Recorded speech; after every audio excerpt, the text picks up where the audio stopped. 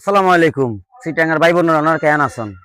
আর আগে গিয়ে আবার চট্টগ্রাম দক্ষিণ কুলসি কবরস্থানত আর এটা মনে করেন সামাজিক কাজ। আর দক্ষিণ কুলসি যুব সমাজত আর সামাজিক কাজ করি। এটা আর সভাপতি সেক্রেটারি সবই আছে। আমাদের রবিউল হোসেন ভাই অনেক কাজ করতেছে দক্ষিণ কুচি যুব সমাজের দুর্যোগ ব্যবস্থাপনা সম্পাদক। আমাদের প্রাণপ্রিয় বড় ভাই আমাদের রবিউল ভাই, দেখেন উনি সকাল থেকেই কাজ করতেছে। আজকে মিশা কথা বলবো না, উনি সকালে আসছে ওঠে সেই পানির জন্য আজকে অনেক মাটি কবরস্থানের মধ্যে ঢুকেছে।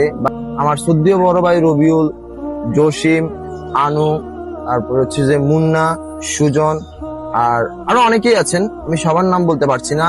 আরিফ ভাই, দক্ষিণ কুলসি যুব সমাজ দীর্ঘ 2020 সালে তাদের যাত্রা, আজকে দেখতে দেখতে তাদের 6 বছর শেষ। 2026 থেকে একটি নবনির্মিত নতুন কমিটি গঠন করেছেন, যার মধ্যে আমাদের আছেন সভাপতি হচ্ছেন নূর আলম, সিনিয়র সহসভাপতি হচ্ছেন মাহবুব আলম, এবং সহসভাপতি হচ্ছেন আব্দুল মান্নান, সহসভাপতি হচ্ছেন পিয়ারু মাহমুদ, এবং সাধারণ সম্পাদক আনোয়ার হোসেন আনু।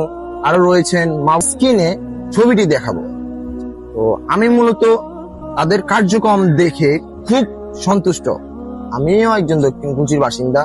আসলে ওনারা কবরস্থানের জন্য যেই কাজগুলো করেছেন তা বলার বাহিরে।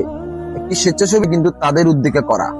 আমি জানি না কার অর্থ দিয়ে করেছেন বা কিভাবে করেছেন, হয়তো ফিল করেছেন, কিন্তু কবরস্থানের পাশে যেই দেখতেছেন বারান্দা, ওটাতে কিন্তু গিল করেছেন কবরস্থানের বিভিন্ন সংগঠন। এই যে আরো একটি জিনিস আমি আপনাদেরকে যদি দেখাই, আপনারা যদি একটু কাছে আসেন ভালো হবে।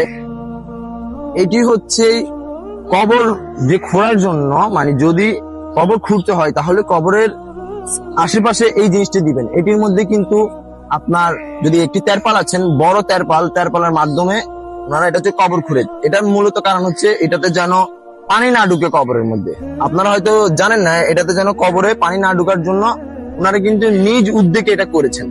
সো আমি ওনাদের আরো যদি কাজ দেখাই, আপনারা এই যে মাটি দেখতেছেন, ওনারা কিন্তু নিজ উদ্যোগে এই মাটি কোনো বেতন পারিশ্রমিক ছাড়া তারা কিন্তু এই মাটি নিজেরাই কাটছেন, নিজেরাই মাথায় বোঝাই করে নিয়ে, এবং নিজেদের মতো করে কবরগুলো লেভেল করতেছেন। আসলে একসময় এখানে অনেক পানি ছিলেন। যদি আমি একটু নিচের দিকে খেয়াল করি,